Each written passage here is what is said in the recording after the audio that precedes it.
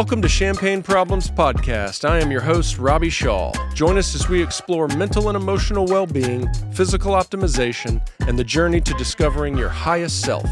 Champagne Problems is brought to you in proud partnership with Bond Buzz, the alcohol-free social spirit. Bond Buzz is an award-winning alcohol-free functional beverage company creating adult drinks that are health-forward, all-natural, and uncompromising. They're on a mission to create a future where feeling good and getting buzzed exist in absolute harmony and not at the expense of your health. Their bold concoctions offer focus and energy while calming the nervous system for a night on the town or a productive afternoon. Bond Buzz uses only natural ingredients and a hyper-functional blend of nootropics, adaptogens, and functional mushrooms to amplify the sensory experience. If you're looking for a drink to help you cool off after work or a drink to stimulate your mind and body without the harmful, icky hangovers, drink Bond Buzz for good days only. Hilary Phelps, welcome to Champagne Problems. Hi, thank you.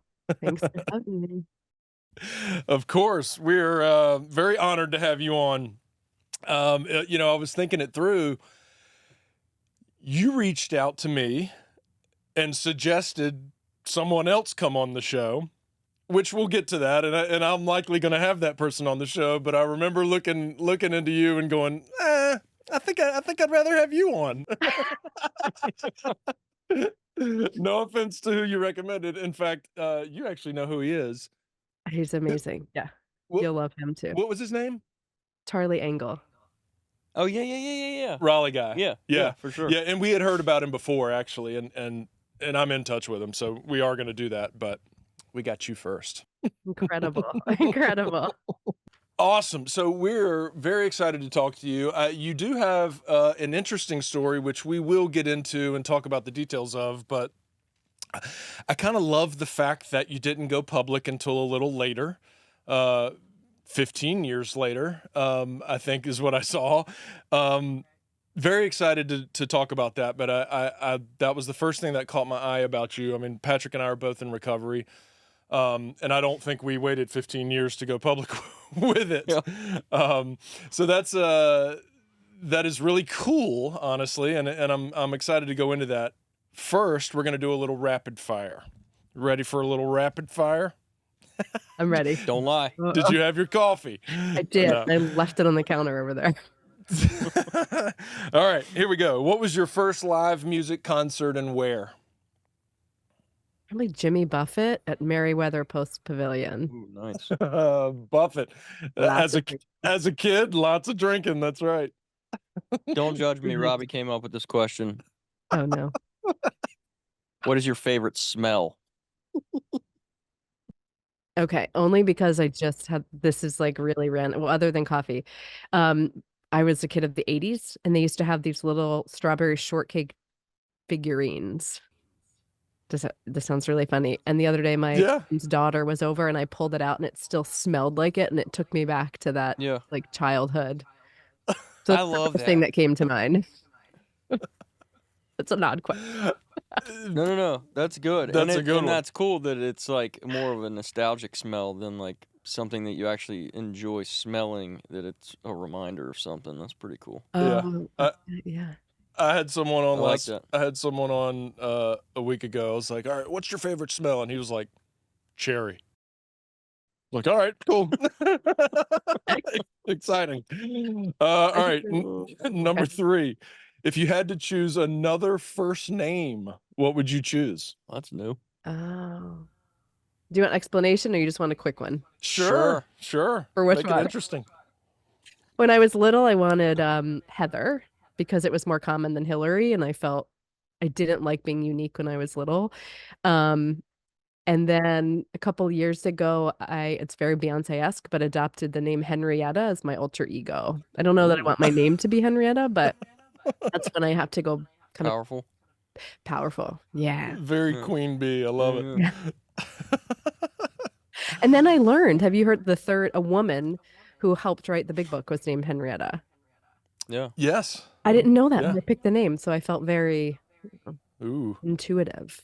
Yeah. Very deep. Yes. Yeah. 2-part question. Okay. I want answers to both. It's worded as a choice, but okay. I don't get that choice. You don't get not you. Well, it says, what's your favorite movie or book of all time? Okay. I'd like to know. Let's go both. Let's go both. Both. Favorite movie, When a Man Loves a Woman. Ah. About an alcoholic, and I used to watch it when I was drinking, and then I watched it when I got sober, and now I just watched it the other night again. And I take away different things every single time. So when I was drinking, it was like, I feel you, a sister in my alcoholism. And then when I got sober, I was like, okay, I feel that, and I love that. Best book, Change Your Paradigm, Change Your Life by Bob Proctor. Ah, I haven't seen or read either of those. I'm gonna So check good. it out. I've seen the movie, have not read the book, The book but I've is- heard of Bob Proctor. Yeah, he's incredible. The book is great, and I've read it. I've listened to it on Audible 10 times through, and every time I listen to it, it's kind of like reading a big book. I pick something up new every time. I've recommended it to at least, I don't know, 100 people. I send it to people as gifts. It's the best book. Yeah. Oh, nice. That's good to know. That's actually why we asked that question, so we can get Rex. Very smart, very wise. Last question, Okay. pretty cerebral here. If you could know the answer to any question, what would you ask? My mind is like racing. That's why I Yeah. think I would want to know like what happens in the afterlife. Like I think I know. Like I think, I think we come back. I think we're reincarnated. I believe all of these things. I think I'd want to know. When I was little, I remember I used to ask my mom, that was like a huge fear. I'm like, what happens when you die? Like I wanted, like I'm logical and very literal. And I was like, no, I want to know. Like, am I buried in the ground forever or do I go to heaven? And she's like, you're 5. I'm like, yeah, I know that. Did you think that she knew and just wasn't telling you? Yeah. Come on, just tell me. Yeah, exactly. How old do I have to be before you tell me? That's a great question. Maybe I just thought parents knew it all. Now that I know that's not true. But that's really funny. That is that's a common answer. Obviously, I think that's telling. It's on all of our minds. All walks of life, no matter what their beliefs, no matter where they are, and kind of their faith and or their science is. Everybody still wants to know. Mm-hmm. Mm-hmm. It's a lot of times that's the answer to that last one. It's fascinating. I love what you said though, because I love the idea of reincarnation in the sense of kind of energy transferation or that kind of thing. I certainly believe in that as well. Yeah, I tell my son this. It's like my body is just my vessel for my soul, and like that's who we are. And so when our body ends the time here, like where does their soul go? And my son said something the other day. He's 6, and he was like, "Mama, when I die, I'll pick you as my mama again. My soul will come back." And I was like, "Oh my God, doing a great job." It's like that was like very validating. Not only did he pick me, but that he said, when I come back. I'm like, yes. You're doing a great job, Hilary. You're doing a great job. Thank you. All right. Well, thanks for that. Yeah. Now let's just dive in. Let's let our listeners know kind of who you are and some of your background. I will preface with the question of how are you pretty open about most things, or are there any things that you'd rather not talk about? I mean, for the most part, and if anything comes up, I'd be like, I'll just bridge it. Yeah, just pass it on over. Just make way to a new What about you? Yeah, exactly. Yeah, exactly. What do you think about that? Shift it. Well, let's go into kind of where you grew up, how you grew up, maybe some of your schools, some of your early hobbies, that kind of stuff. Yeah, I mean, I think I was a normal. I don't know if we all say normal. It's a normal kid. We grew up in the woods. My parents bought this big plot of land in the woods, and my sister's 2 years younger, we lived in a trailer, while my parents were building this dream home of theirs. We rode bikes, we played in the stream, we caught crayfish. It was amazing. Where was it? Well, it's called Whiteford, Maryland. It's 30 minutes north of Bel Air, which is 30 minutes north of Baltimore. It's very, very rural. We had our library was in a trailer. We had a Delta Lumber and a pharmacy and a grocery store. So the mall was 30 minutes away. Yeah, it was great. Looking back, I'm like, man, I want to go back there now. Yeah, me too. I dream about that every day. Was that Was that your parents kind of, you said dream home, was that their kind of, we're talking about I would love to go back there. Is that what they did? Were they finding a place that was just their kind of fantasy? I think so. I mean, they grew up in a really rural part of Maryland, just about a mile Oh, from West okay. Virginia. And so I think that was kind of their idea, but that was a big city compared to kind of where they came, even though we were in a smaller town.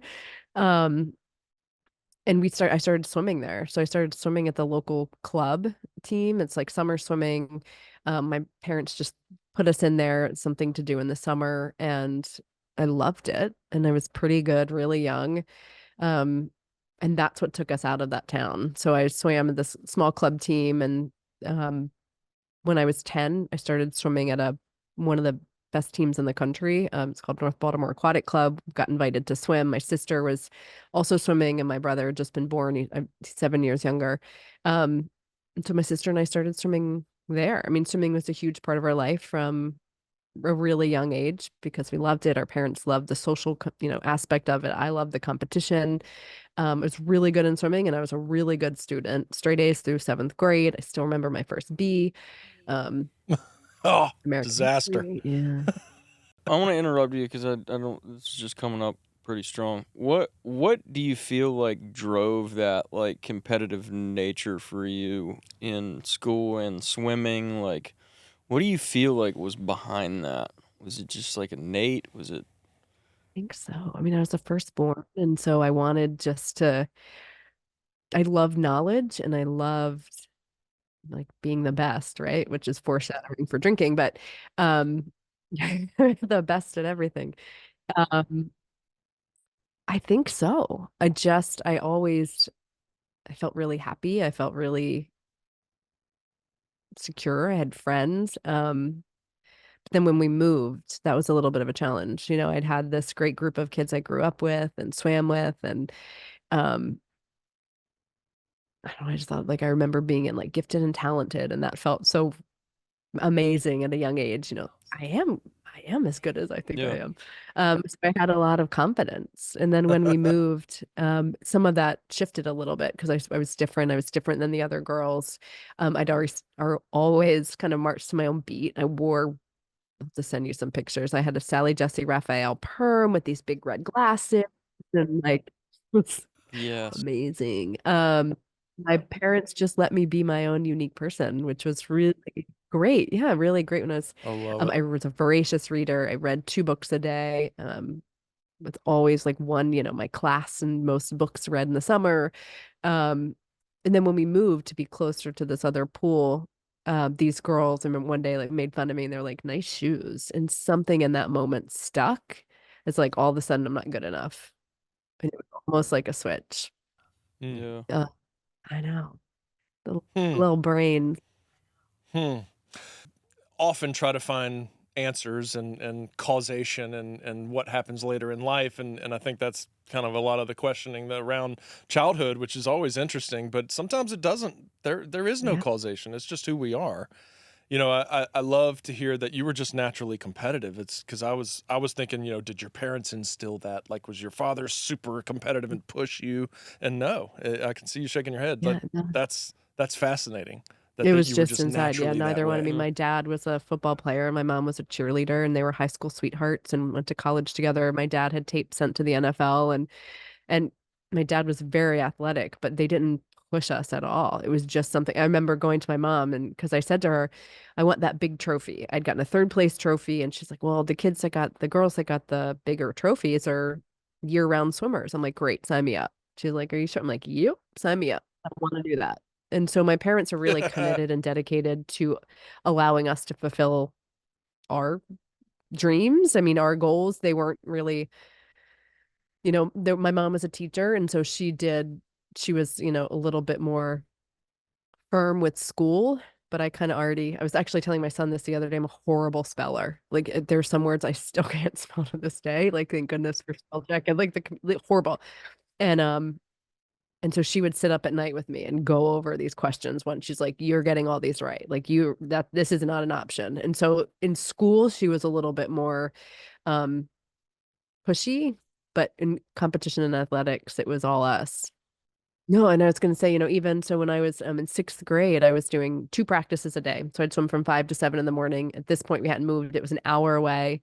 So my dad would get up at 3:45. He'd have the car running with my breakfast in it, and he'd drive me to practice an hour. And we got a boundary exception so I could go to a different school that was closer. That was I mean, all of these things. And so they supported us, but they were never the parents that were, if you don't do this, if that doesn't happen, if you don't, get the, They they didn't weren't. have to. Yeah. No, they didn't. Yeah, I guess they didn't have to. That's a good point.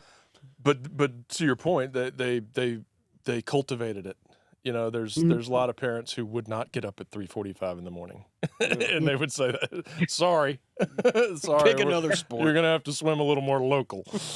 Yes, yeah, and even I think the only time my mom, when I was in 10th grade, I swam in college. I had a full scholarship, and my family, I went to her.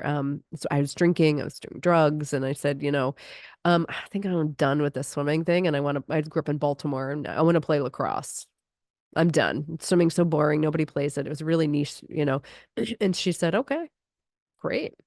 Have you ever touched a lacrosse stick? And I'm so cocky. I'm like, no, but I got it. Like, I'll figure it out. And she's like, these girls have been playing since as long as you've been swimming. What makes you think that you're that good? I'm like, I don't know. How hard can it be? You're just catching, Right. a stick. It's not that hard. And she said, okay, well, I was getting letters from colleges at that time. And she's like, well, here's the deal. You can play lacrosse, but if you don't get a scholarship for lacrosse, you're responsible for every single penny of your college education, Nice. not paying for any of it. Wow. Or you can swim for 5 more years or 6 more years, whatever it was.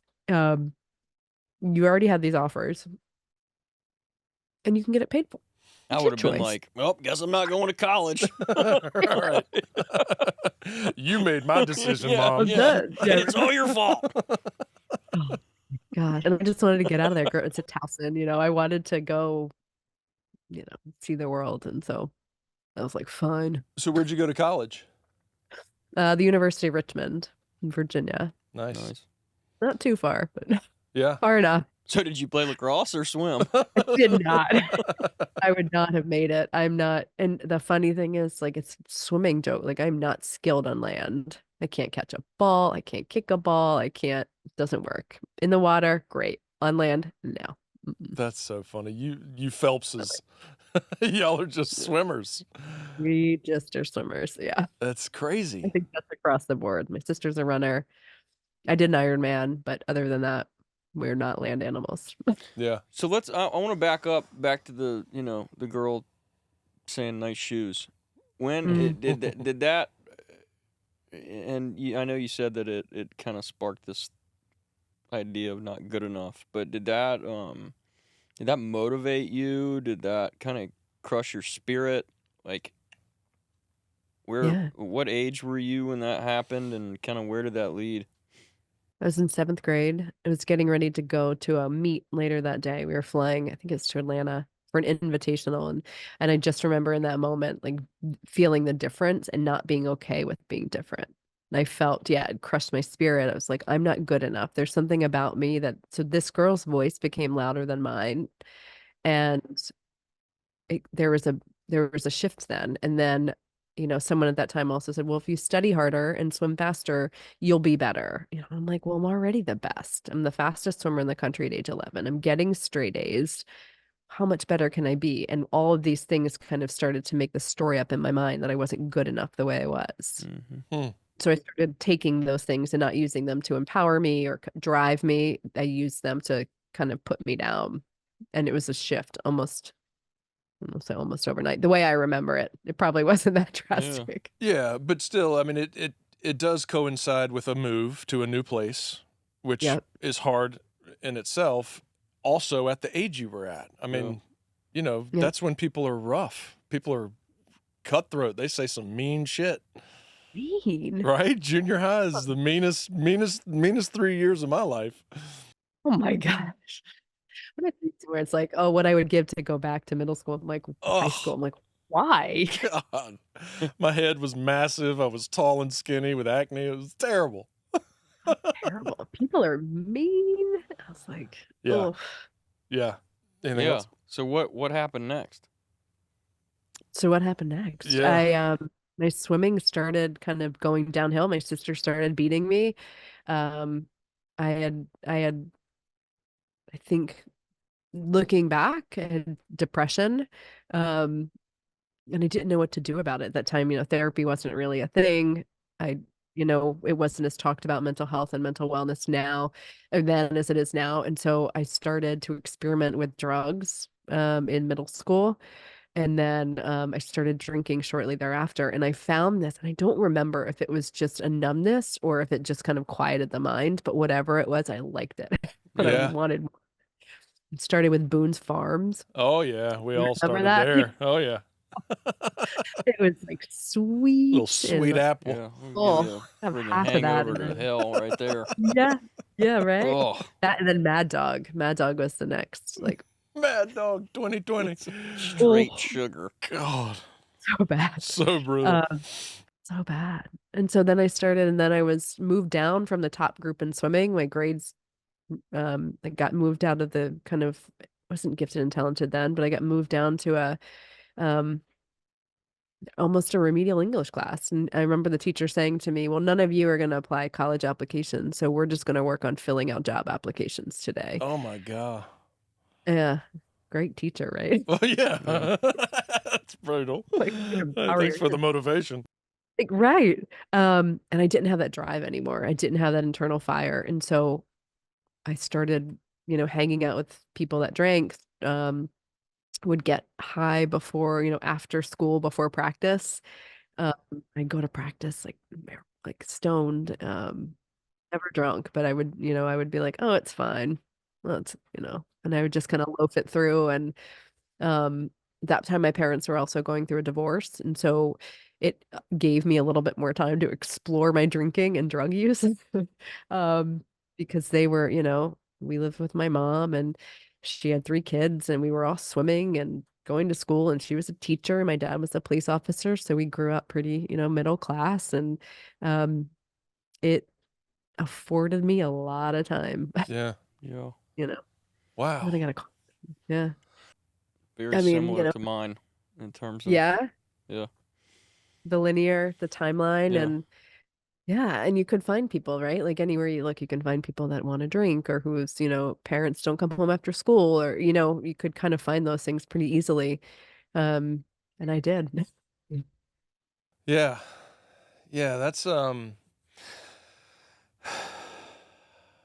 to think where to go with that because it is very common to both of us actually. We Yeah. and I don't know if that makes it a common theme. But junior high is a pivotal point in life, and some people make it through and some people don't, and I guess certain personalities and certain drives and certain things that we have inside of us draw us to those soothing mechanisms and those soothing substances and those things that make us feel that we belong and we're cool and just a false sense of everything you felt prior to that. Yes, and that's what I have this great a great therapist, and we were just talking about this the other day, and she's like, "You just wanted connection from Yeah, an early age," and I couldn't figure it out. In high school and junior high, like you said, it's just awkward and weird. And we're changing emotionally and physically and all of these things, and I was like, I just want to connect with somebody, and I didn't have the skills to do it, and yeah, so drinking made it yep. really easy. It just kind of was like, Easy okay, I'm fix. good. Well, that's Yes. the none of us. That's the thing. Like, none of us have the skills to do it. We have to learn those skills, right? I mean, there are people that I guess come out of the womb and are just fucking on fire, but like most It of was them are not.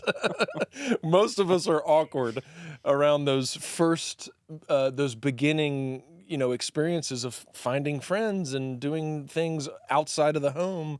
Like, we're all testing it out and it's yes. super awkward and embarrassing and weird. And then, I guess for some of us, that sip of alcohol just works. And it doesn't always work for everybody. But Yeah. for us it worked. You're right. And I think it's the genes. Like I Right. do believe that That's the what I mean. genes are there. And so yeah, exactly. And so for me it was like this is the answer. Yeah. This is what I've been looking for, the connection. This is what I've been missing in my life. Yeah. Um yeah, and from the beginning I was hooked. Yeah. I didn't Yeah. like beer. Us too. Well, it's You funny. used to? Yeah. We make fun of Boone's Farm, and it's like, oh my god, that's so gross. Yet I'll drink straight vodka. Like I think that's probably worse than Boone's Farm. Maybe not as far the disgusting ingredients inside of Boone's Farm, but Jesus, straight vodka's worse.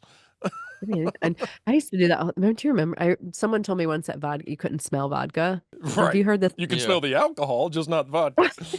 And so that's what I would drink in school. I would Oh, get yeah. like a cup of, a soda cup, and I pour it in there, and I'm like, ha, you can't Yeah. smell it. And I remember I was shopping for a prom dress or something, and I ran into my mom randomly, and she's like, "Are you drinking?" I'm like, "No," and thinking like, haha, yeah, you can't smell it. Can't It's smell it. vodka.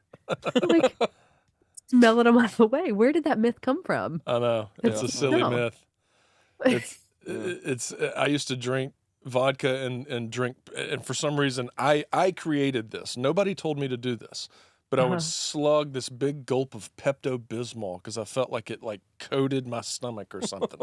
And I guess those commercials where it showed it going down and just Yeah. coat the stomach, I was like, I had that in my head that would cover the vodka. Makes it kick in faster. Couldn't shit for a week, but other than that, We used to do that with. Where do we get these ideas? I don't Maybe know. that's like our little young brains, right? We Well, didn't. it wasn't I mean, TikTok. That's right. right. Thank God it wasn't TikTok. Who knows what we would have been drinking then? All right, awesome. So let's fast forward a little bit. So you obviously start early. Kind of we get an idea of why and why it took certain turns and why you were drawn to that culture first, but the soothing and the medicative Yeah. characteristics of drinking, and then of course, as it does, leads to a little bit heavier addiction and probably some consequences. And I did see that you stopped at 29. So give us a little bit of the escalation up to when you stopped. Sure. I mean, so when I was in high school, I still had a little bit of like the bumpers on, right? I still had to go home at the end of the night. I still had to, show up for school. I still had that kind of parental presence. And when I went to college, it was just, I had this idea in my mind that college is a 4-year party. Like that's it. Nobody really goes to study or to Sometimes a 5 or 6 year party, you know. Sometimes, right? It's like, and so that was front of mind. The whole purpose of college, I was like, I am free. And I would do things drinking, like, I mean, I would drink beer. I mean, I remember I was telling someone the other day, we used to shotgun, my birthday's on St. Patrick's Day, and we used to shotgun Guinness. Oh God. So Jesus. Sipping it. Right. And sipping it wasn't fast enough, and so we'd shotgun it. And I remember, like the thought of it now, it's nauseating. But I drank, and every time I drank, I blacked out. And so that little person in me, that little girl or that big person, I still wanted that connection, but I was so unable to find it still. And so any, like friendships or relationships, I would just ruin. I mean, I had a handful of, I swam, and also the swimmers were big partiers, lots of drinking.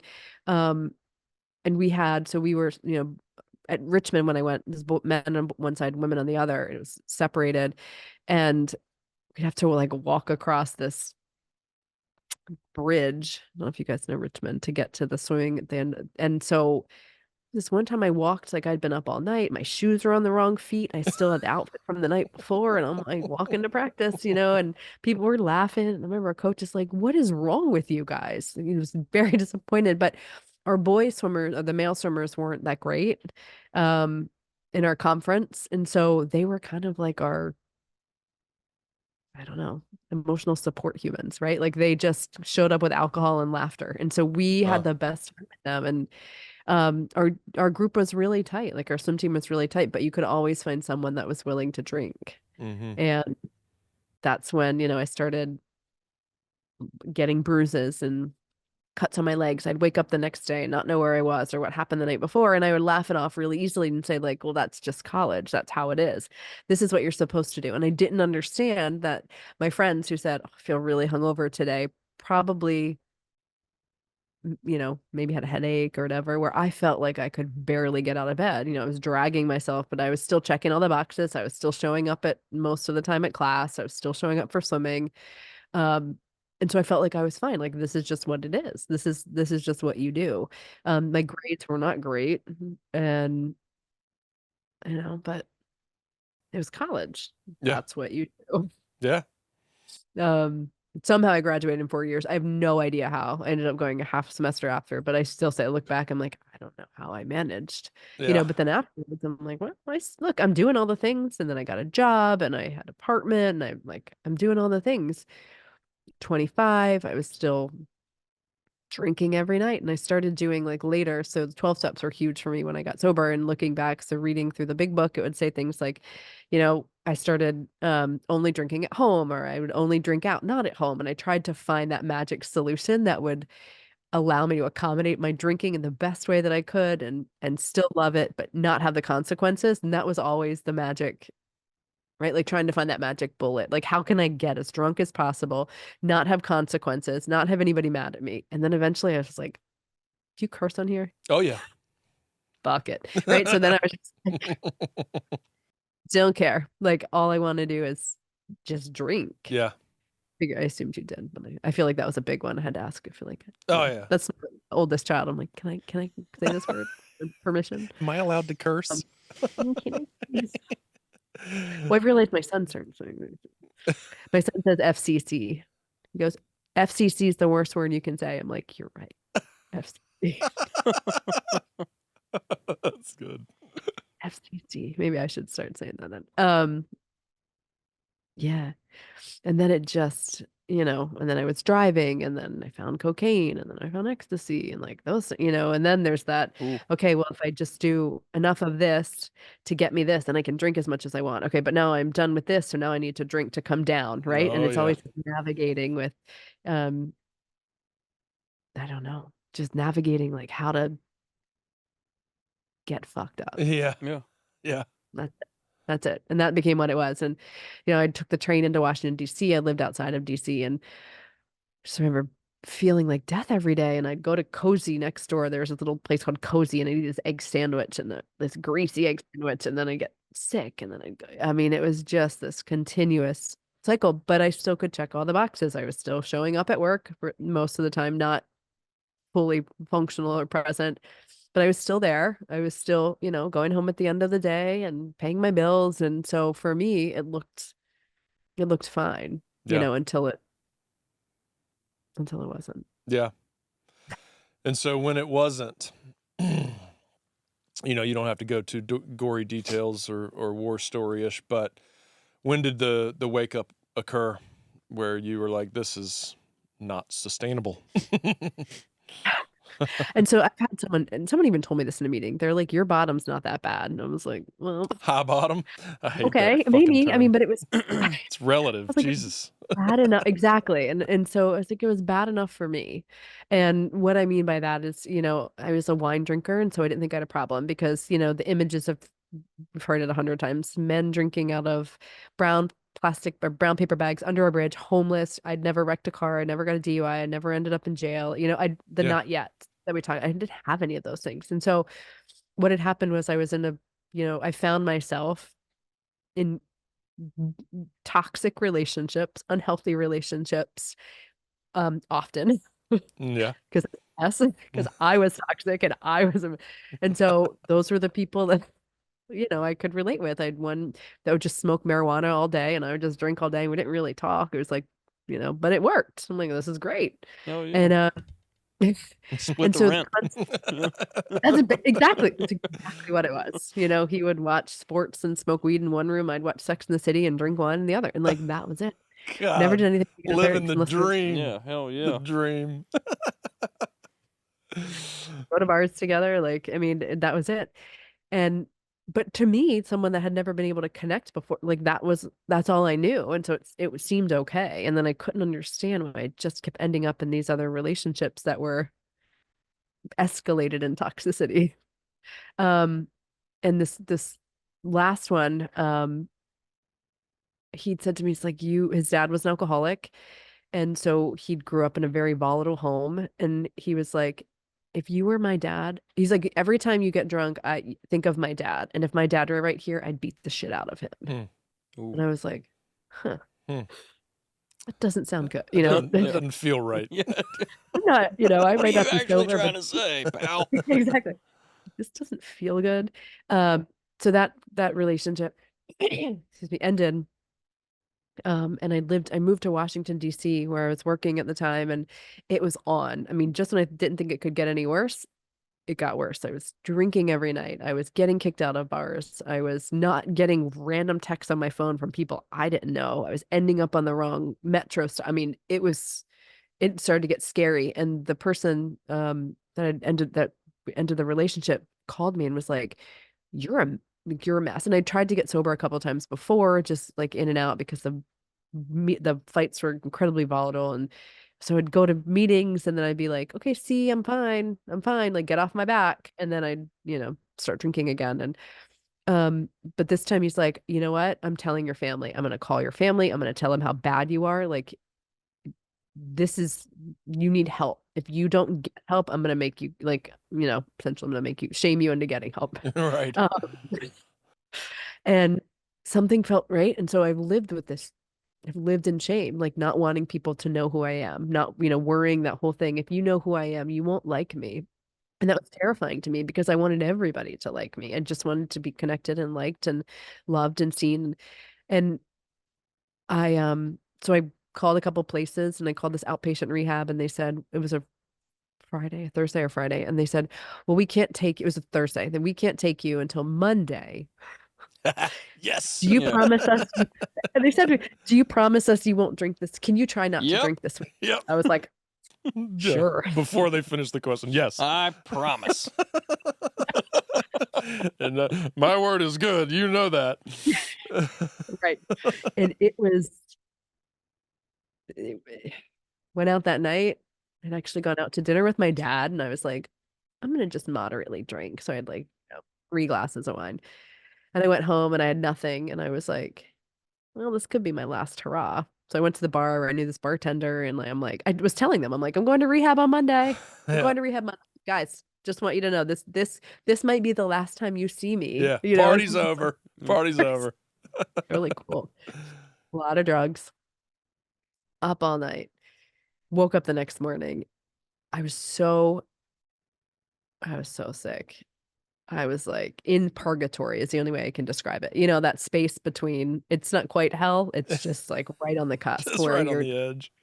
where you can't sleep, you can't eat, you can't and I lived in DuPont Circle in Washington, D.C., and it was the weekend of the Pride Festival. Mm-hmm.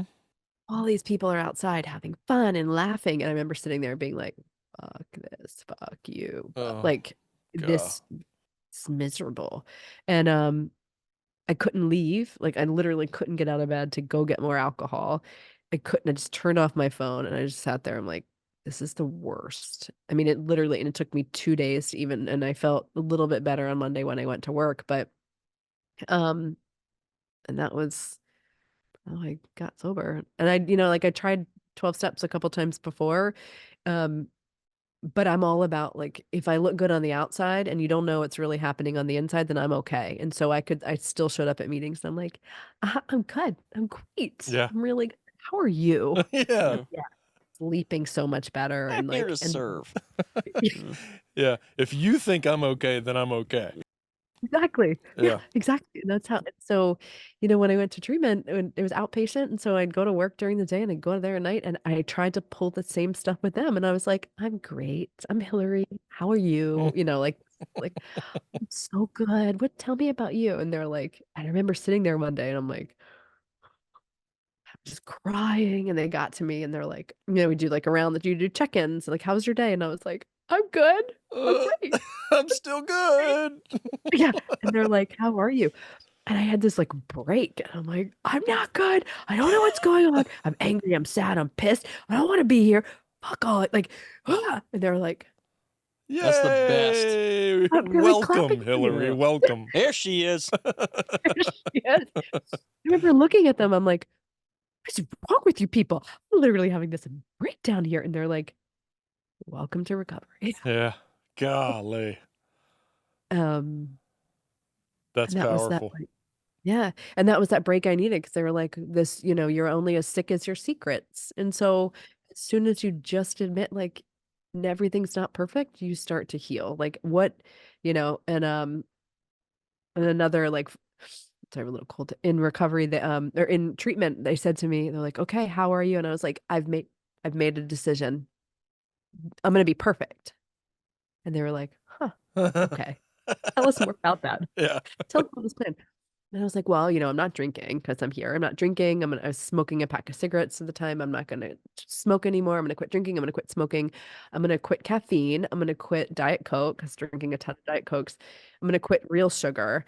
I'm going to become vegan and then I'm going to run a marathon Yeah. and then I'll be perfect. And they Yeah. were like, just don't drink today. That's all. Right. Just don't drink. I was like, oh, is that it? Okay, I can do I that. don't have to be That's the fine. best at this. I don't have to be perfect. Yeah.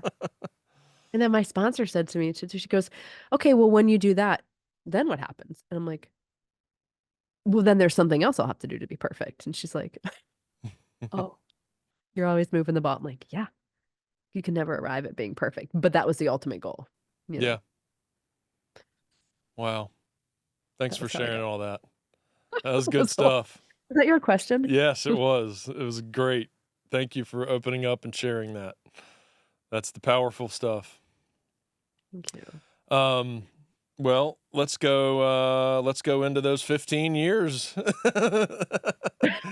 Yeah, no, I mean, now it's, thank you for telling your story. I mean, now it's just kind of, we can just have a conversation. I mean, we got probably 10 minutes left, 15 minutes. Let's shoot the shit.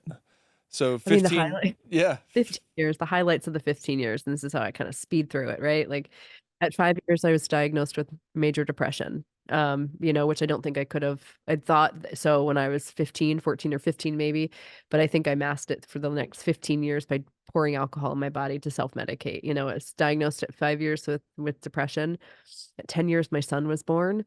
10 days after my son was born, I celebrated my 10th anniversary. At 15 years, I finalized a divorce and my dad died unexpectedly. Right. And I share these things really quickly because the thing about recovery is it's not perfect. Like my life isn't perfect and it never has been perfect. I just have the tools to better handle shit that comes my way. Whether it's happy things, sad things, tragic things, really wonderful news, like whatever that is. And when my dad died, I started smoking cigarettes again. And this is actually a really funny story. If you know my mom, because I was like, it was the one time that I left an incredibly toxic marriage, celebrated my son, been to the Olympics, all of these things, and never drinking wasn't really ever, it wasn't whether it's celebrating or sadness. I was like, no, I'm good. My dad died. I was like, fuck it all. I'm done. Don't care. My dad was my person. He was my guy. And so, didn't wake up, just didn't wake up one day. And so when that happened, I was like, done. Don't care. I'm gonna go drink. And so, but then we're taught, like, thank God I had 15 years to play that tape through. Figure it like, I'm like, okay, it's not gonna bring him back, which is why it's not gonna make me feel better. I'm gonna feel a ton of shame and guilt and sadness and resent. Like, it's gonna be bad. I'm like, okay, what's the next? Smoking. Ding, ding, Smoke. ding. I was like smoking and smoking, smoking. And my mom went to the funeral and my mom's like, do you have to do that? Like, is that going to help you? Can you go just like get a cappuccino? And like, my mom's not a drinker. And I was like, okay, this is the option. I'm going to smoke these cigarettes. Or I'm going to go to some random bar in the corner, get really wasted, probably find some cocaine and not see you for a couple weeks. Yeah. She goes, Or okay. years. Here, have Yeah. a cigarette. Smoking sounds good. Yeah. She goes, need a light? Can I have one of those, please? And so, yeah. And so that was, I'd already started sharing about my recovery at that point, but I didn't share about it for 15 years. One, because I was in a relationship where I was told it was embarrassing. And so that kind of perpetuated that shame and that, Huh. and yeah. Yeah. And when It's a divorce. Yeah. ding, ding. And so when that ended, it was after COVID.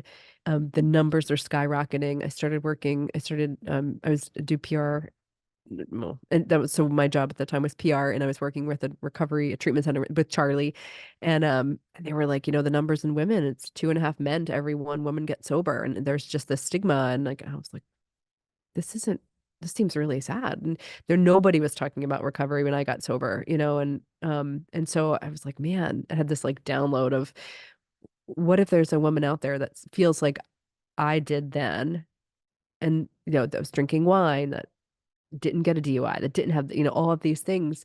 Um, imagine how she feels. Imagine if she feels that shame. So what luxury do I have right now to stay silent when there could be people out there who don't feel seen, heard, validated, supported? Because nobody in my family knew what addiction looked like.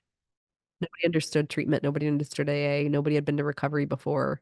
Really didn't talk about things, right? Like, and so what if there was somebody else that could hear that story? And so that's when I started to share more openly. And it's totally changed the trajectory of my life, my career, how I how I how I live. It's been a blessing, and just by opening my mouth. And what I realized is that shame hides in the darkness, right? But we can recover in the light. And so if I can just lend my voice, there are a lot of wonderful voices sharing their story of recovery and hope. But similar to a meeting, when you go in and sometimes the story resonates and you don't know why, but you're like, that's what I needed to hear today. And so I think the more people that we can have talking about what it was like, what happened, and what it's like now, I can get in a soapbox too about the number of rides and drinking and fentanyl. It's not Yeah, getting yeah. any Yeah. better. I have Oh, a yeah. 6-year-old terrified. And so, how can we stop that train? So what are you doing now? Like in terms of like your advocacy work and sharing your story, like how is that a part of your life right now?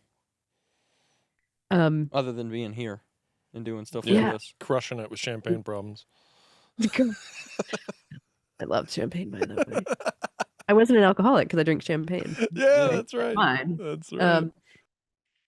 Gosh, so I speak. I speak on podcasts.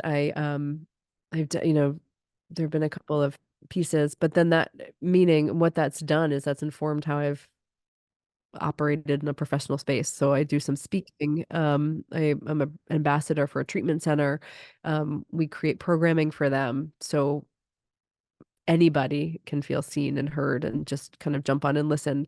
Um, and I also went back. So when I was getting, I sober, treatment, 12-step meetings, sponsor, therapist, coach, like community. So for me, community was really important. And the community was the one thing that is I think community is one of the most important things we can do as humans, but especially as people in recovery. And so I um, got a certification. So I went back and got holistic coaching certification and created a program for women. So I created this 12-week program for women, and then we're launching some group because I found that a lot of women in the 5 to 10 year recovery range are like, now what? There's a lot Yeah. of support the first 5 years, and now I'm in a place where like I don't really have any friends, but I feel really lonely and I don't know what to do about it. And all my friends go to bars, and so I just don't. And so creating a community of women that can support each other. And so that's Nice. That's awesome. coming up, um, and then everything just keeps unfolding. It just, Yeah. and it's still that same idea in recovery. I remember they were like, whenever someone in recovery reaches out their hand, you just say yes. And so I just keep saying yes and showing up and figuring it out. So, um, I've talked to a couple groups about doing advocacy literally on Capitol Hill, like in the backyard here, which would be, I think that's a huge starting point of how we start to really help this pandemic. COVID was tragic time, and it was really hard. But not only did it escalate the addiction pandemic, but I think I think addiction is the epidemic and the pandemic that just there's no end in sight. And I think there's a lot that needs to be. A lot of people can. Agreed. I don't know what I'm going to say. We need help. Yeah. Yeah. Well, And I don't want people to feel alone, right? Because it's not shameful. It's a disease. It's not a decision. We don't choose. I think you guys would agree. At 3, neither of us sat in the sandbox. None of us sat in the sandbox, and we're like, God, I can't wait to just put toxins in my body and suffer for the rest of my life. Like, yeah, be miserable. Well, Um, and you being trained as a holistic coach, I mean, the whole kind of idea behind that is going upstream, really, and not Yeah. so much, treating the symptoms, but finding the kind of the cause, really, the causation, and obviously there's many different ones, and it is very complex with individuals. But I've got a whole line of questioning here that we don't have time for, but it really it dives into kind of I don't know, our state as a world, our state as a society, and what's leading to our lack of ability to endure discomfort and pain. Because discomfort and pain and suffering, as you know, are inevitable in life. And in fact, most people would argue that they are good things. We need yes. them. We need to feel those things to feel the other and to be stronger and to get through life. But we live in have you ever heard of the book Comfort Crisis? It is in my cart. It's a good one. Yes, I've heard of it, but I haven't read it. Well, you can guess what it's about. It's exactly that. It's that we get things delivered to our door. Everything is just designed Right. to create ease and convenience and comfort, and that's what's killing us. And it's also the fact that we expect that or have the expectation that things should be easy is why we are medicating ourselves so much when things aren't easy, which is what is inevitable in life. Soapbox. Yes. No, I'm with you. Can I climb up? I mean, Please. it's like a grit, right? And it's that fine tipping, it's that fine line of like supportive, right? And letting people be heard. Because like, I have a 6-year-old, right? And so that you just do this, you do this, you don't question it, you don't question it. So I want to give him space to question it, but I also want to give him space to grow and be gritty. Right. And so it's that fine line of giving what we need, giving people what they need so they feel seen, heard, validated, loved, supported, but also allowing them space to learn their own lessons and grow from that pain, right? Like my sister said this beautifully at one point. I started speaking for her and she goes, I got it. You don't need to speak for me. I'm like, well, I want to protect you because I love you. And what I realized was I was taking those lessons away from her to learn. Like we learn through mistakes, Yeah. right? It's like what you do with them. We all stumble and fall, but what do we do? Do we get back up or do we become a victim? Do it does it empower us or does it make us, you know, not try again? But spot on. I can't. Okay, I'm gonna read that book. Yeah. And our friend Charlie Engel says that redefine your relationship with pain. Yeah. Right. Yeah.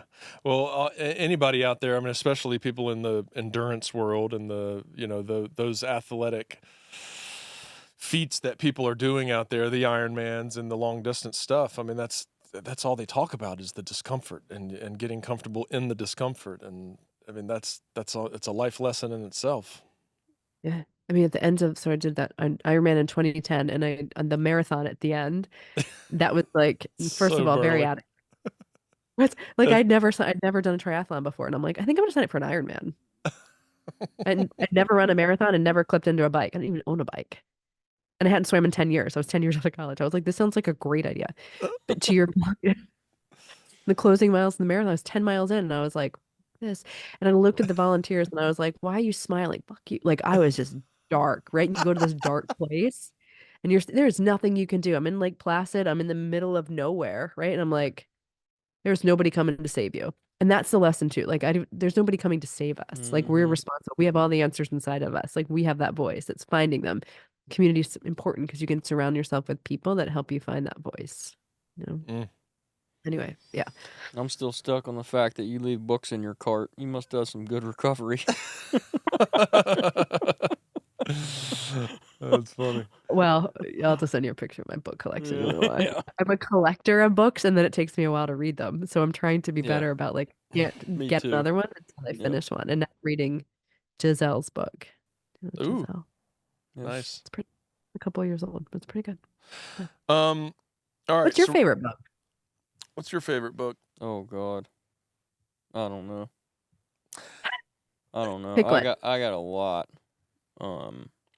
What's the first one that comes to mind? Oh man. Can't Hurt Me. I don't even know. Dave Goggins. Oh, that's about grit. Have you ever? Yeah, exactly. Have you ever read that? Oh, I have not. It's Got another one. it's nuts. The one that probably had the biggest impact on me was earliest in my recovery was Conversations with God by Neil Donald Walsh, and Yep. it was kind of crazy. I was coming. I'm gonna tell this story real quick because it's super cool. I was coming. I had just done my 5th step at my sponsor's house. I was still in treatment. I had like 60 days sober. I was out on pass. He's driving me back to the treatment center. I'm listening to this book on tape in his car, and it's Conversations with God playing. And I'm like, listening to this, I'm like, this is really cool. What is it? He says, it's my favorite book, Conversations with God. And I'm like, well, do you have a copy of it? And he's like, yeah, I think I got one at my house. So he's like, I'll bring it to you next Saturday when I pick you up. I get out of his car. I walk into the tech office of the treatment center. The tech hands me a package. And I open it up, and it's that fucking book. My mom sent it to me. Oh my God. And there was a note inside it from my aunt who gave it to my mom when my grandmother died and said, you'll know when to pass this along to the next person. Oh my God. And my mom was like, I love you. I'm proud of you. Thanks for going to treatment. Aunt Patty gave me this book when Dee Dee died. And I felt like I needed to pass it along to you. And so then it was like, oh, God's speaking to me. And Literally speaking to you. and it hit me pretty hard and set me out on my like path of, books to read after that, because it was like clockwork. Yeah. That's good Pretty stuff cool. there, Pat. Well, what's your favorite movie? Oh, I don't know. I don't know. I'm undecided on a lot of things. Undecided. Robbie, what's your favorite book? I hate to admit, I don't read a lot. So when I do read, it's very nonfiction, and it's typically autobiographical. So the David Goggins stuff, the Jocko stuff, I typically read things that are very gritty, like you said, things that motivate me. I was gonna say, do you like Audible? Yeah, I do like Audible. Yeah. I listen to nonfiction books too, and I still call it reading. So Yeah. Well, I am reading. it is. It's learning. We're just through a different medium. My biggest issue, as you know, I have been in recovery for a while, and mid-40s and all that. My biggest issue is commitment, in that I have all kinds of things I want to do, and I set out to do them, and then I give up and I stop. I don't see things through often. And so I read a lot of books around trying to get through that issue. Questions for you. But he Offline, doesn't yes, I finish was like, Offline. We'll talk offline. But I don't finish. Yeah, I start the books and then I don't finish them. So. thank you. All right, let's wrap. Hilary, thank you so much. This has been fantastic. We appreciate all of your openness. I feel like we could do this for another hour and go into much more, theoretical, societal kind of discussions. And I have this conversation guide, and half of it is around your story and half of it is that other kind of conversation. And we spent more time on your story just because it is a very powerful one. So yeah, maybe I have to come back for round so 2. be We it. can Yeah, talk maybe- about yeah. holistic wellness. I was like, I love those. Oh, I love those Well, let's conversations. do a round 2. I think Maybe in a few yes. months we'll come back and do session 2. But lastly, well, let me just ask this: do you, as I think you're mid-40s, that is a point in life that is an interesting one. There are a lot of different pivotal moments in life, but mid-40s is certainly a man. I mean, I'm in it right now. It's like, holy shit, I'm on the other side now. What does this look like? And now I'm closer to on my way out than I am on my way in. And all of a sudden life takes a different shape, and purpose means a different thing. And my day-to-day is very different. As you move forward, what are your, how do you foresee your next, decade and a half, in the sense of what do you want to leave behind? Let me rephrase to make it easier for you. Because I know that's a lot, but I know that you've also just more recently than not entered the world of this work in recovery and addiction advocacy. Yes. I imagine that's probably what your next bit looks like. So maybe that's where you can start if you'd like. I think so. One, I would love to decrease the shame around addiction, right? Like, I think there's still a huge perception that it's a decision and not a disease. And so any work I can do there is important. Two, I always want to give people, specific, and in my case, women, a place that they feel seen, heard, and validated, because we all are worthy of love and we're all worthy to be happy. And this goes back to, what we were talking, like the root cause, like what is the root cause? Because, oh gosh, I think we carry around a lot of trauma, right? And so like figuring out what that is, what does that look like? How can we move through it? But I think the biggest thing that I want to leave, the greatest thing I could leave behind is a kind human, and that's my son. And so it starts at home, but that starts with me also. And so I think, yeah, my biggest legacy can be a, happy, healthy child. Behind that is advocacy work around destigmatizing the word addiction. Love it. Thank you. For 60, 70 episodes in a row, we've asked people, why do they care? And it's a good question, and it usually makes people go, why do I care? But I think I know why you care. So I like to ask a question that leaves our listeners with some positivity, something to think about, specifically as it relates to you. So, Hilary Phelps, what does the word love mean to you? My mind is going so many places. What does love mean to me? Love, it's gonna be a long answer. So it's so funny. I just did this exercise with my son last night. I said, what does it feel? We did a big piece of artwork, and I said, how do you feel Really? loved? And then I said, how do you give love? And I think there are two separate answers. And so when I think of love, I think of authenticity, I think of safety, I think of compassion. And whether that means receiving it from somebody else or giving it, I think love is truth. But I think the most powerful word is just the ability to be authentically you in any space. And that starts with self-love. And then if you can find someone that holds space and allows you to be that authentic version of you, then that's the greatest gift of all. Then you can share love. Beautiful. Yeah. You can share love. Yeah, but I think love starts with self. Because if we don't love ourselves, we can't give it to anybody else.